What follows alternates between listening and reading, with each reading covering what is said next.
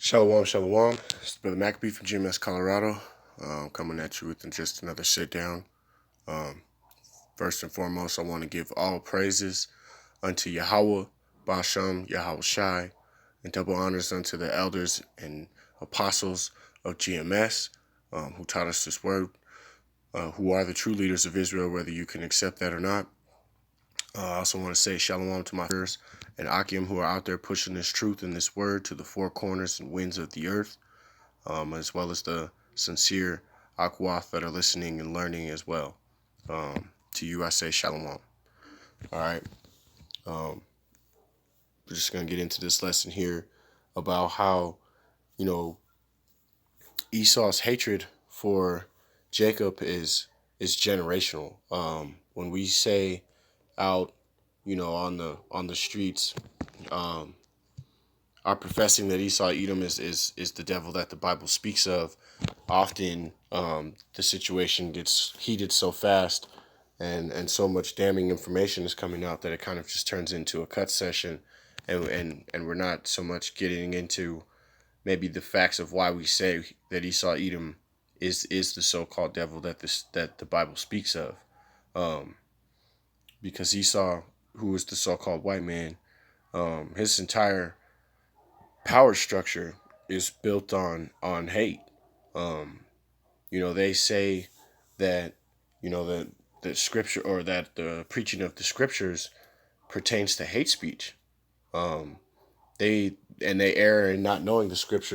With that being kind of said, Esau Edom hears the truth, and it cuts them so deeply that it now it's hate speech. But it wasn't hate speech to call the Israelites niggers and tree niggers, prairie niggers, spicks and wetbacks, tree, all of the bywords that are associated with Israelites. Okay, those things were not included as hate speech. That was acceptable in America. So we're just going to kind of go to Genesis and speak on some of the things as to why we say that what we say. This is Genesis 25 and 21, and it reads, "And Isaac entreated of Yahweh for his wife, because she was barren, and Yahweh was entreated of him, and Rebekah his wife conceived." Okay, so she took hold of the seed, obviously took hold of the seed, and was fixing to bear a child. Became pregnant, and the children being two, all right, being plural, the children struggled together within her, and she said, if it be so, why am I thus? And she went to inquire of Yahweh. Okay, so the children are fighting and struggling in her womb, even as babies, man. Okay, speaking on that generational and perpetual hatred that goes all the way back to Genesis that Esau Edom, the so-called white man, has for Jacob. All right, for Jacob and the children of Jacob. Okay, which have spanned even out, and down, trickled down now to even to this time as we walk the earth now. Okay, this hatred has never gone away. Esau Edom has always hated Jacob, and we're going to get into why. But, that being said, we'll continue. Okay, and Yahweh said unto her, two nations are in thy womb, two manners of people shall be separated, two manner of people shall be separated from thy bowels, and one people shall be stronger than the other, and the elder shall serve the younger.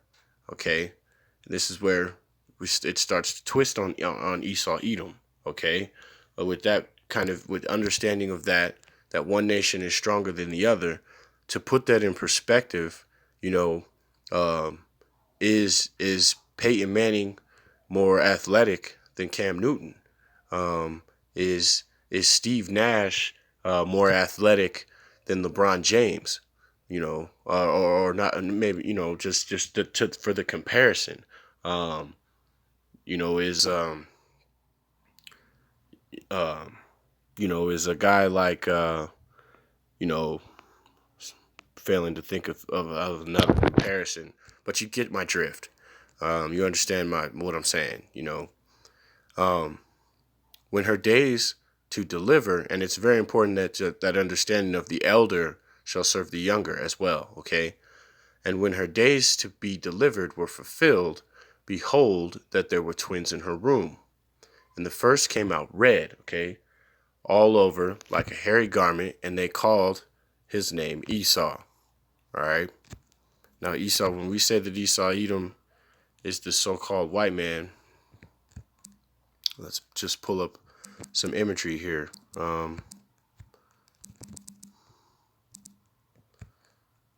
Oops, like you look up Caucasian there, Caucasian babies. All right, Caucasian babies. Well, let's look for newborns, just to give you some imagery as to what it's saying by man, I can't type, Salakia.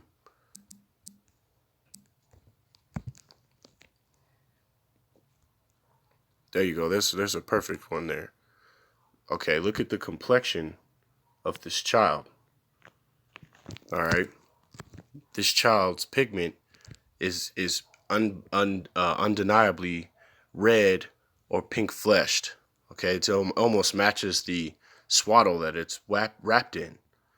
Okay, that is what's being said there in the scripture.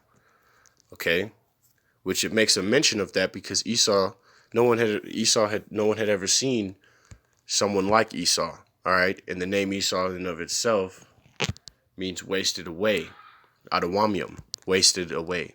Okay, before his flesh was red. Okay, and Slakia, and the first came out red, being the elder, all over like a hairy garment, and they called his name Esau. And after that came out his brother, and his hand took hold of Esau's heel. All right, and his name was called Jacob. And Isaac was 80 old when he bare them. Okay, and the boys grew, and Esau was a cunning hunter and a man of the field, and Jacob was a plain man, dwelling in tents. All right, and much like Jacob and Esau today, man, Esau is constantly out in the field, hunting, fishing, doing things of that nature, and Jake is normally is a plain man who's normally kicking it at the crib, man. Hanging around, hanging about. And Isaac loved Esau because he did eat of his venison. And you know what? Salakia, give me 1 second. Salakia, I just wanted to go back, man, to 26 one time and read it from there one more time. And after that came out his Salakia. And after that came out his brother out, and his hand took hold of Esau's heel, and his name was called Jacob.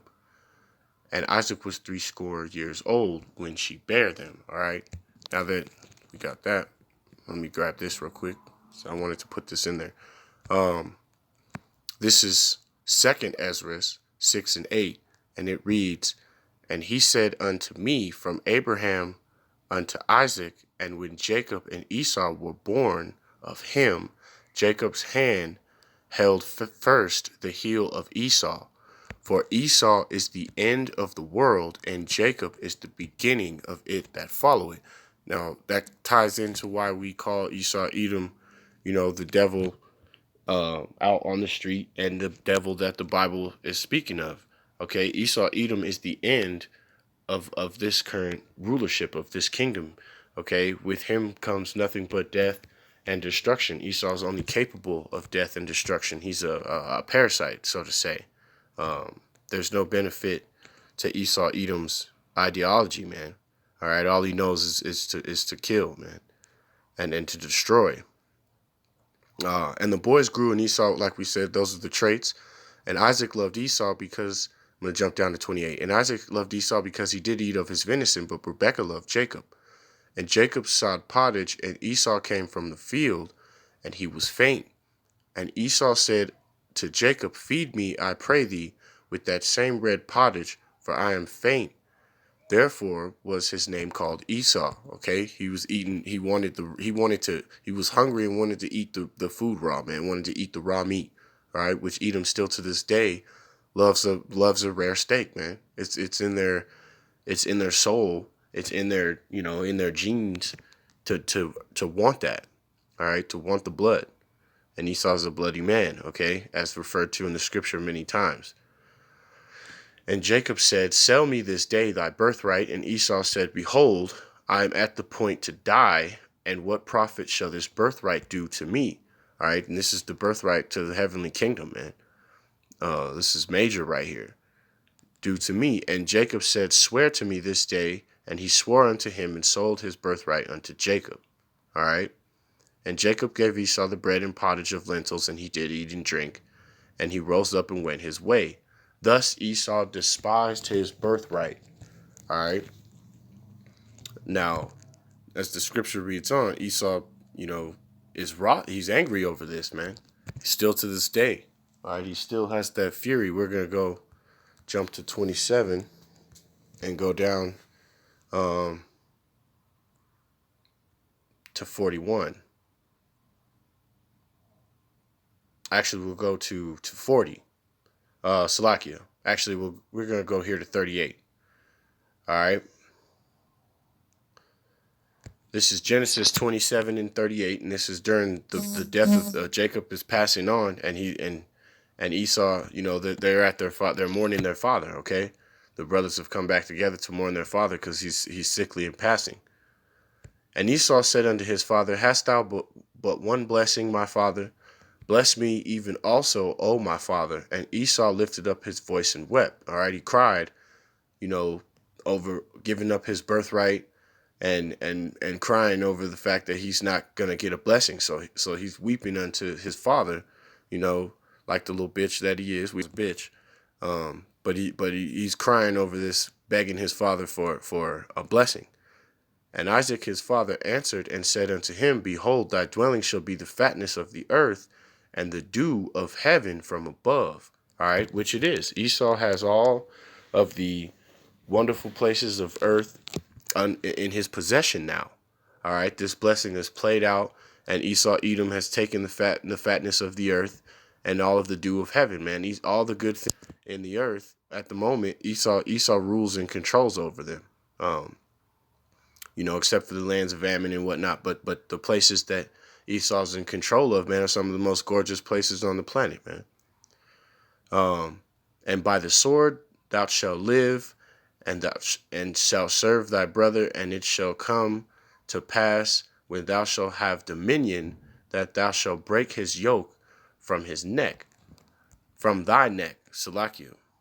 And Esau hated Jacob because of the blessing, okay, wherein his father blessed him. And Esau said in his heart, "The day and morning for my father are at hand, and then I will slay my brother Jacob." So his whole mindset, man, was fuck Jacob, man.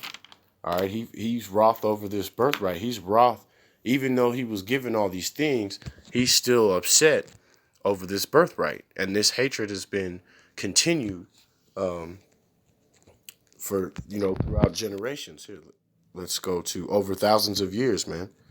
We're gonna jump to Esther, and this is Esther 3 and 1. All right.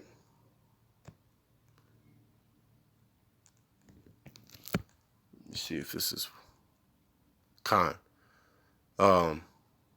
Just showing how Esau still has this hatred, man. It continues. After these things did Athraphis promote Haman, the son of the Hamathatha, and the Agagite, and advanced him and set his seat above all the princes that were with him, and all the king's servants that were in the king's gate bowed and reverenced Haman. For the king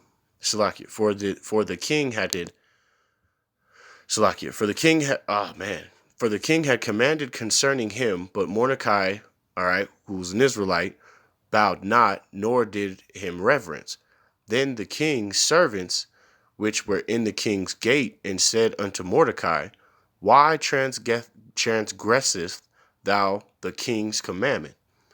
Now it came to pass, uh, when they spake daily unto him, and hearkened not. Salakia. Now it came to pass when they spake daily unto him, and he hearkened not unto them, that they told Haman to see whether Mordecai's matters would stand, for he told them that he was a Jew. All right. And when Haman saw that Mordecai bowed not, nor did him reverence, was Haman full of wrath. Okay. Now that goes to show you, man, Mordecai being a man of the Lord, he wasn't about to bow to Haman, man. He gave no reference to man. All right. And he was, and that shows, how the heathen are wrath over the fact that we refuse to bow to Esau, Edom. We refuse to bow to Moab or Ammon or the ways of this world, man. All right. That's an example of that wrath being shown by these heathens, man. It's upsetting to them to see Jacob refuse to acknowledge them as kings, man. All right. To acknowledge them as rulers over the earth, because they are not. The Most High is ruler over this earth. Go back to the second Ezra, 20. Salaki. Oop. Yep, second Ezra. I was in the right chapter already. Ready. We want chapter 6 and 27.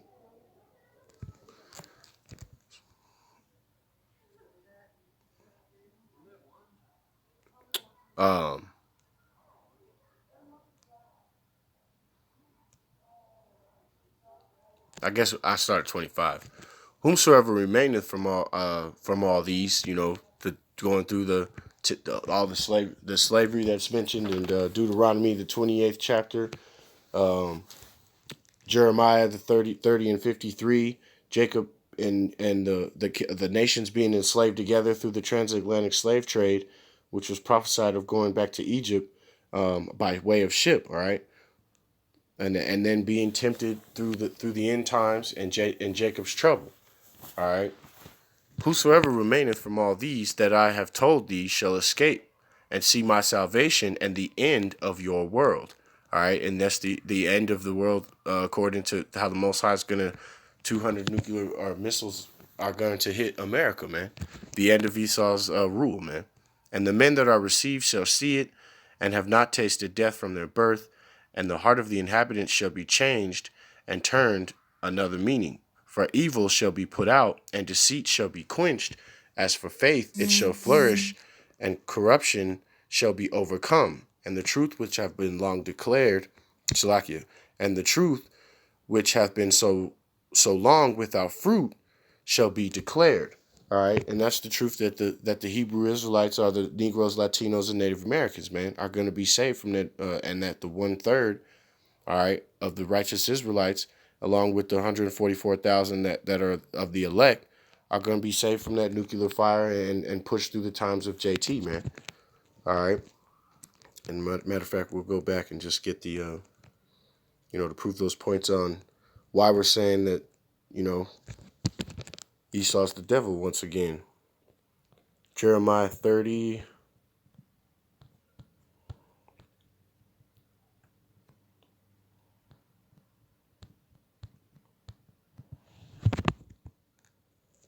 Slacky, I think I said it wrong. Jeremiah.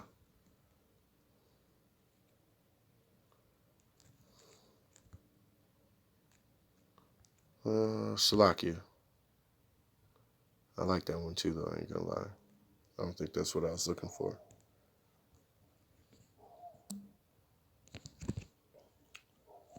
Ooh, man, messing my video all up. Salakia.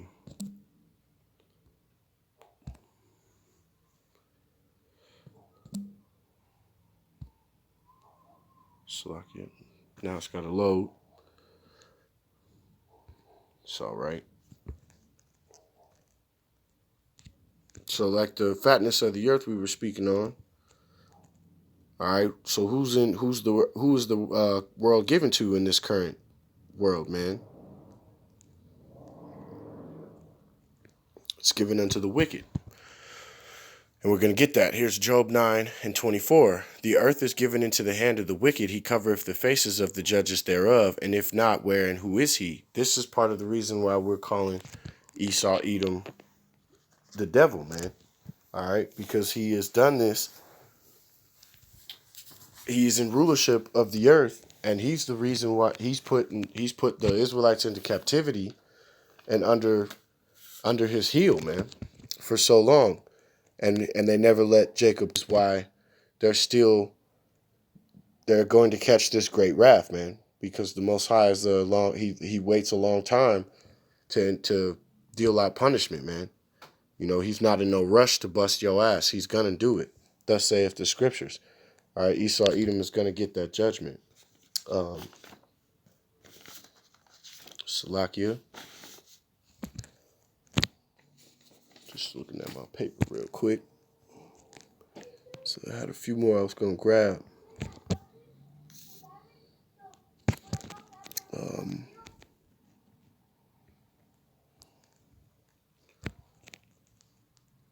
Woe to them that divide. This is Salakia. It's Micah 2:1, and it reads, "Woe to them that devise iniquity and work evil upon their beds.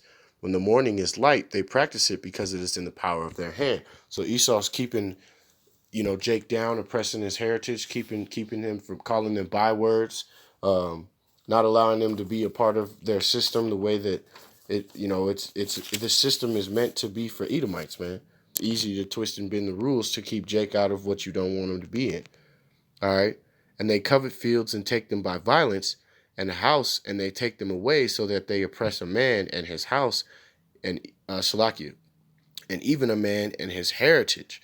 Okay. And this is what Esau's done, man. All right. Esau's done this all throughout the earth, but mainly to the men that are the Israelites, man, of Israel. All right, to the nation of Israel. They've raped, robbed, and murdered their way to the top. This is Micah 6:12, and it reads, "For the rich men therefore are full of violence, and the inhabitants thereof have spoken lies, and their tongues are deceitful in their mouth." Esau Edom is constantly doing this, man. All right, he's committing violence upon the planet. All right, the inhabitants of it, if they speak lies, the American government, the American people, they speak lies and spew hatred, and then turn around and say that the truth is hate speech. All right, therefore will also make Salakia. Therefore also will I make thee sick in the smiting thee, in smiting thee, in smiting thee, and make thee desolate because of thy sins. Thou shalt eat and not be satisfied. Thy casting down shall be in the midst of thee, and thou shalt take hold, but shall not deliver. And that which thou Salakia, and that which thou deliverest will I give up to the sword. So there's going to be mass punishment on Edom for his transgressions upon the earth, man. Okay, there's going to be great wrath against Esau Edom, man. All right. This is why like I said, we call you the devil that the Bible speaks of, because who did these things? Who put Jacob into subjection and captivity over and over and over, and has refused to let the children, the Lord's, jewels go, man. The apple of the Lord's eye go. All right. This is Jeremiah 22:3, and it reads,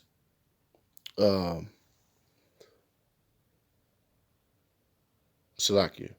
And it reads, "Thus saith Yahweh, execute ye judgment and righteousness, and deliver the spoils out of the hand of the oppressor, and do no wrong, do no violence to the stranger, the fatherless, nor the widow, neither shed the innocent blood in this place.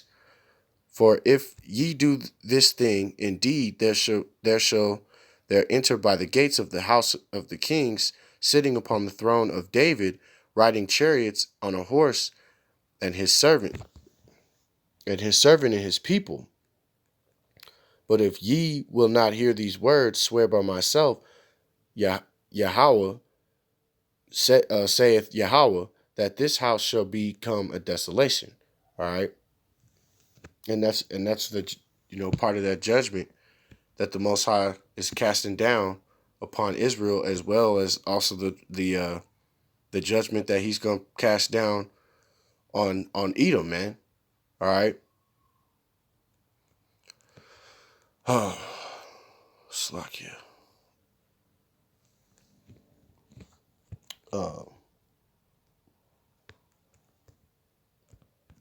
Let me grab this real quick. It's Ezekiel 17 and 11, and we'll finish this one here.